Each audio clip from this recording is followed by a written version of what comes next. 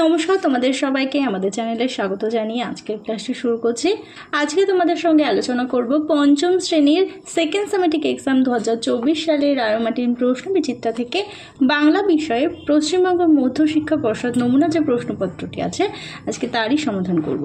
তার আগে তোমাদেরকে দেখিয়ে দিই তোমাদের দ্বিতীয় পর্যায়ক্রমিক মূল্যায়নে কী কী অধ্যায়গুলো থাকবে। দেখো, আছে পাতাবাহার থেকে মাঠ মানে ছুট, লিমেরিক, ঝড়, মধু আনতে বাঘের মুখে, মায়াতরু, ফণী মনসা ও বনের পরি, পাহাড়িয়া বর্ষার সুরে, বৃষ্টি পড়ে টাপুর টুপুর, বোকা কুমিরের কথা, চল চল চল। ভাষা পাঠ থেকে থাকবে লিঙ্গ, বচন আর চিঠিপত্র। এবার চলো আমরা মূল পর্বে চলে যাই। প্রথমেই দেখো, এক দাগে বলেছে ঠিক উত্তরটি বেছে নিয়ে লেখো। একের এক দাগে আছে হিমালয় পর্বতমালা রয়েছে পশ্চিমবঙ্গের উত্তর দিকে। দুই দাগে আছে সোনার পাতা পেয়ে ফণী মনসার আনন্দে ডগমগ হওয়ার কারণ তার বৃতি কিচিরি পাতাগুলো এবার ঝলমলে আর সুন্দর হয়ে উঠবে। এবার চলে যাই, দুই দাগে বলেছে নিচের প্রশ্নগুলো নিজের ভাষায় উত্তর দাও। দুইয়ের এক দাগে আছে লোকে তা বিশ্বাস করে না। কার কথা লোকে বিশ্বাস করে না? উত্তরটি তোমরা বাংলা সহায়িকার 81 নম্বর পেজে পেয়ে যাবে। উত্তরটি দেখো, ধানায় চট মুড়ি দিয়ে গাছে উঠে কাস্তে দিয়ে মধুর চাক কাটার কাজ করে। এই কাজ সবাই করতে পারে না। ধানাইয়ের মতে সে মন্ত্র জানে বলে তা দিয়ে মৌমাছিকে ভুল পথে চালিত করে, তাই এই মন্ত্র জানার কথাটা লোকে বিশ্বাস করে না।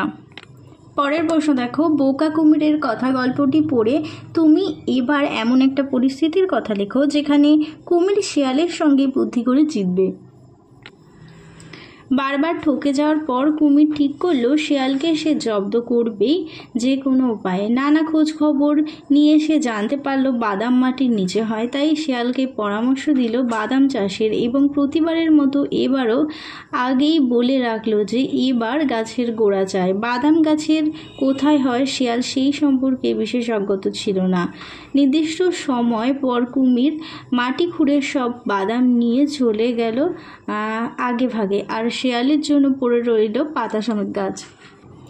এবার দেখো, দুইয়ের তিন দাগে আছে ফণী মনসা ও বনের পরি নাটকটি কোন চরিত্রে তুমি অভিনয় করতে চাইবে এবং কেন?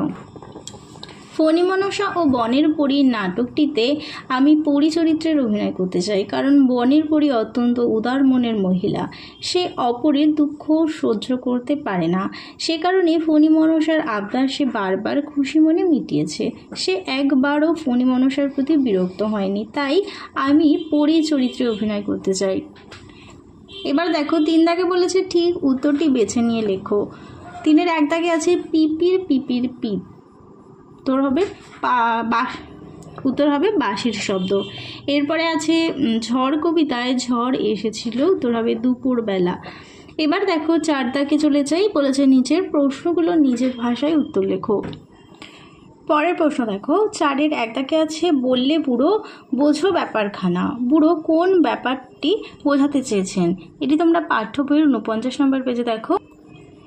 বললে বুড়ো বোঝো ব্যাপারখানা, একটা মোড়ক চারটে শালিক ছানা, দুই রকমের হুতুম পেঁচা, একটা বোধ হয় হাড়ি চাচা, দাড়ির মধ্যে বেঁধেছে আস্তানা। তাহলে উত্তরে লিখবে যে বুড়ো লোকটি বলতে চেয়েছেন যে তার দাড়িটা এতই লম্বা যে তার মধ্যে আস্তানা বেঁধেছে পাখিরা, যেমন একটি মোড়ক চারটি শালিক ছানা, দুটো হুতুম পেঁচা আর সম্ভবত একটি হরি চাচা। পরের প্রশ্ন দেখো, মায়াতরু কবিতায় কবি গাছটিকে মায়াতরু বলেছেন কেন?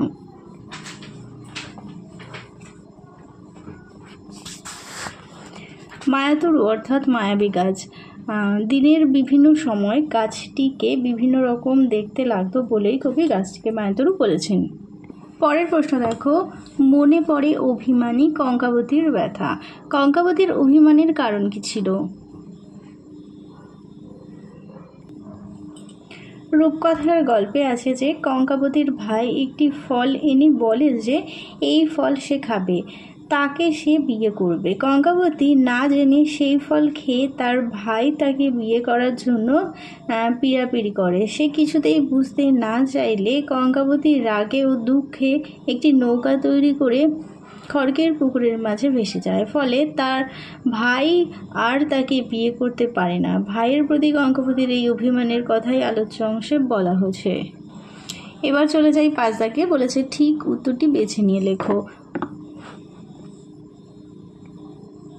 দেখো বলেছে প্রথমা হলো প্রথম শব্দটির উত্তর হবে স্ত্রীলিঙ্গবাচক শব্দ।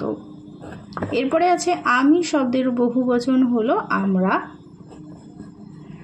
এবার দেখো 6 দাগে চলে যাই। বলেছে যে নিচের প্রশ্নগুলোর উত্তর দাও। বলেছে আ নি যুক্ত করে ঈশান এবং সবল শব্দের লিঙ্গ পরিবর্তন করো।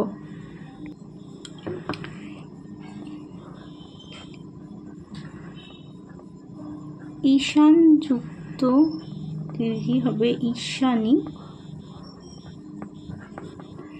আর সবল যুক্ত আ হবে সবলা। এবার বলেছে বহু বচনের 2টি উদাহরণ দাও।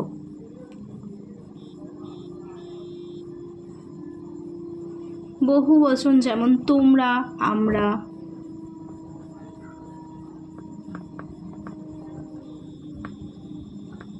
এবার বলেছে দাদা শব্দটির পত্নী এবং অপত্নী অর্থে লিঙ্গান্তর দেখাও। দেখো দাদা শব্দটির পত্নী অর্থে বৌদি, আর অপত্নী অর্থে দিদি।